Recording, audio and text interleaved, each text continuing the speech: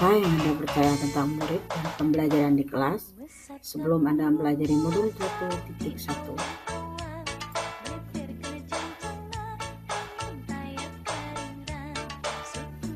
Pendidikan adalah tempat persemaian benih-benih kebudayaan dalam masyarakat.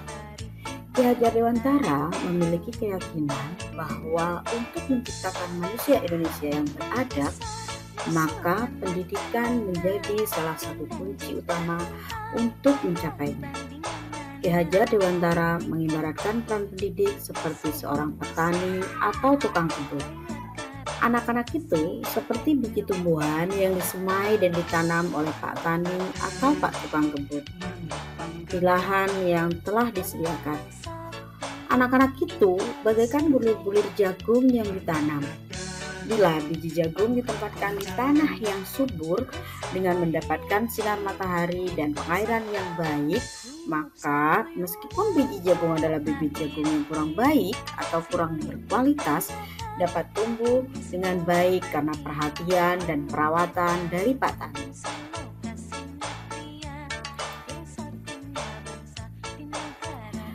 Kodrat alam berkaitan dengan sifat dan bentuk lingkungan di mana anak berada. Sedangkan kodrat zaman berkaitan dengan isi dan irama. Bukan tabula rasa, anak bukan kertas kosong yang digambar sesuai keinginan orang dewasa. Anak lahir dengan kodrat yang masih samar, kita menuntun dengan memfasilitasi atau membantu untuk menebalkan garis samar agar dapat memperbaiki laku untuk menjadi manusia seutuhnya. Menebalkan laku anak dengan kekuatan kompleks diri anak dan sosiokultural budaya.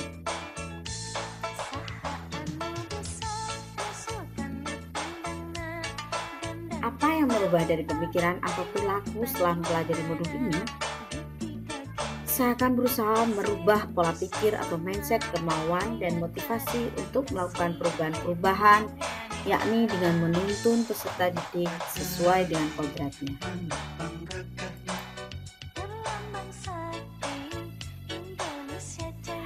Pendidikan memberikan tuntunan terhadap segala kekuatan kodrat yang dimiliki anak agar ia mampu mencapai keselamatan dan kebahagiaan yang setinggi-tingginya, baik sebagai manusia atau sebagai anggota masyarakat. Dalam pembelajaran, hendaknya memberikan tuntunan atau menuntun agar peserta didik dapat tumbuh kembang sesuai kodrat alam dan zaman yang mengalami kemajuan dan selalu berkembang. Sebagai pendidik, saya hanya dapat memperbaiki tingkah laku dan tumbuh kembangnya sesuai bakat, minat, dan potensi yang dimiliki.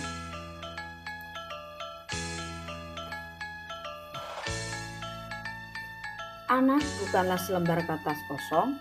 Anak lahir diumpamakan sehelai kertas yang sudah ditulisi penuh, tapi semua tulisan itu samar-samar.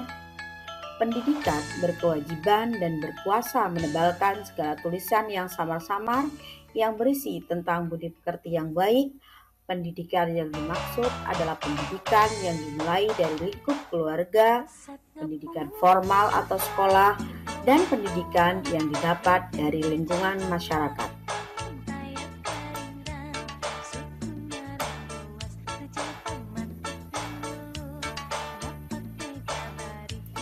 Kodrat anak adalah bermain. Hendaknya guru mengintegrasikan permainan dalam pembelajaran. Tugas guru adalah menuntun agar permainan dalam pembelajaran terarah sesuai dengan tujuan pembelajaran. Sedangkan sesuai dengan kodrat zaman, mengembangkan pembelajaran berbasis teknologi digital agar murid tidak ketinggalan zaman. Guru bukanlah sosok yang perlu ditakuti. Justru, seorang guru harus memandang anak dengan penuh rasa kasih sayang dan rasa hormat. Pendidikan yang diberikan kepada anak hendaknya berpihak pada anak dan berasal dari hati nurani. Guru adalah cerminan dan panutan yang menjadi suri tauladan dan juga berperan sebagai fasilitator dalam pembelajaran.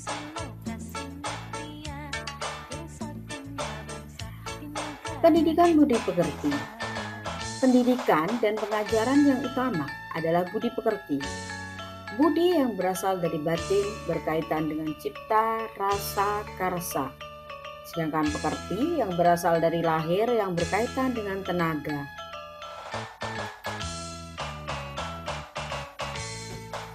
Pengajaran memberikan dorongan kesadaran kepada peserta didik untuk melakukan perbuatan baik. Pendidikan karakter merupakan dasar yang harus ditanamkan kepada murid dalam kehidupan.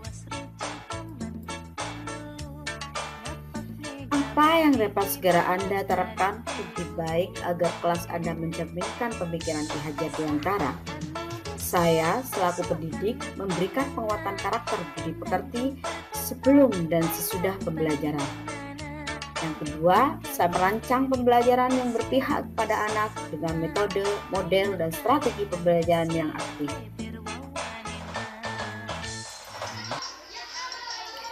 Mengintegrasikan permainan dalam pembelajaran sesuai kodrat alam anak dan menerapkan pembelajaran berbasis teknologi sesuai kodrat zaman. Membuat kesepakatan kelas untuk mengenali potensi minat, bakat, kebutuhan, dan kodrat anak. Menanamkan profil pelajar Pancasila kepada peserta didik dalam pembelajaran di sekolah. Berikut 6 profil pelajar Pancasila. Yang pertama adalah beriman, bertakwa kepada Tuhan Yang Maha Esa, dan berakhlak mulia. Berikutnya adalah berkebinekaan global. Kemudian bergotong royong, kreatif, bernama kritis, dan mandiri. Demikian koneksi antar materi dan refleksi modul 1.1